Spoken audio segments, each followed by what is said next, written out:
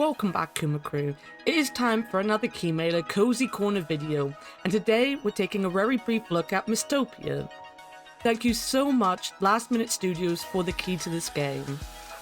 Why this is going to be even briefer than usual is because Mystopia, albeit being a fun game, is actually very simple and there isn't much to it.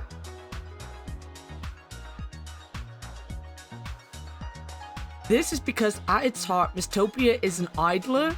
You have to sit and wait for these little flames here to pop up. You click on them, then click on this lantern, and they'll turn into different items or tiles, which you can then place in any way you want.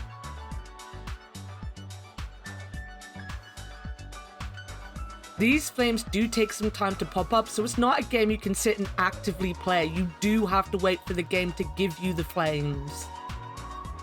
That being said, other than kind of being themed on colours, everything you get is randomised, so in the main idler mode of the game, you are kind of stuck with whatever gets thrown at you, and it doesn't make for much of an interesting game in my opinion. I know people will point out that it is an idler, but if you are just being thrown a bunch of junk, then the game part of the idler is kind of useless. I don't know, it just got too much each time I played it, and I never felt like I was getting anything worth paying attention to in the game. That being said, you do have a sandbox mode where you have access to everything and can play around with it, and the game is gonna have a campaign type mode coming, so that is worth looking into when it arrives. It also seems that in my few hours idling in the game, I did actually miss this. I never got a boat to go on the water though. It looks like boats will be able to float around, but I totally missed that the trains can run around on the tracks. I guess I never got enough tracks and I never tried putting a train on one. That small thing doesn't stop the fact that the main idler game is kind of bleh. Ah yes, the technical term of bleh.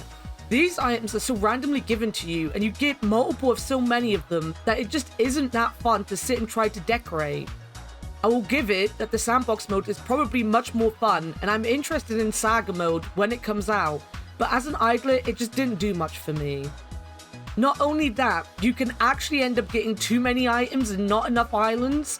They will give you the ground tiles so that you can put things on, but I just ended up with like something on every tile and it was kind of boring. That being said, the music is nice, and the things like the trains on the tracks or the totems being able to stack on top of each other are nice little touches that could potentially make the game much more interesting the longer you go on in it. Tiles can be stacked as well. I stacked this giant water block real nice in sandbox mode. It gives you the opportunity to give your worlds a little more oomph, especially as again, you don't get a say in what is being thrown at you, so having stairs leading to nothing or very thin areas can end up rather confusing, so building up a proper little area is a nice way of doing it. There is a nice collection of items too. They are themed, as I said, each item and title seem to be connected to a different colour spirit, and the detail on most of the items is amazing. To look at visually, this game is impressive, and even the soundtrack is nice and lo-fi. As something you'd have on in the background was working, it is something I'd highly recommend. You also do get magical items too. This cauldron will turn certain items into potions, though I'm not sure if these potions have a point or if they're just more decorations.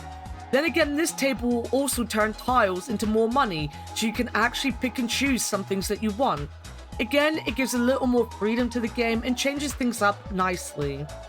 Very often, the things that were needed for the potions were actually things I wouldn't mind keeping on the tiles though, so it was hard to decide whether I wanted a potion, wanted space as I was getting too many items and not enough tiles, or just wanted to keep whatever it was I had on me at any given time.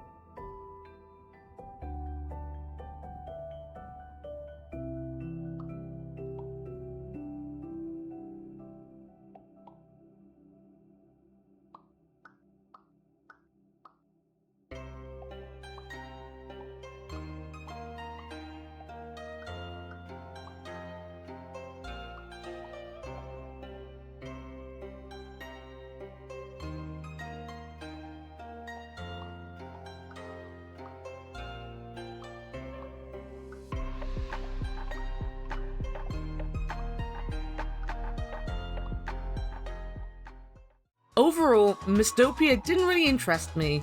I would probably try again for the saga mode to see how that plays out, but it didn't take long for me to get tired of the small amount of tiles I would get, the repetitive nature of what was being thrown out, and just forget about it. I'm not even sure at times, after waiting a while, if too many spirits will show up at once, and you can only have a certain amount in the lamp at any given time as well. For true Idler fans, this might be a decent game. As someone who plays Idlers only now and again, this isn't something I truly will come back to. The sandbox mode has some fun to it, but not enough to make me recommend the game. The items are a bit random, and as nice as they are, it's hard to come up with ideas for really interesting things with the randomness of the items given. That being said, if you have seen something you enjoy, the link to the game is below, and as always, wishlisting or indeed buying the game will help the developers immensely. So thank you once again, Last Minute Studios, for the key, and I'll see you all in the next video.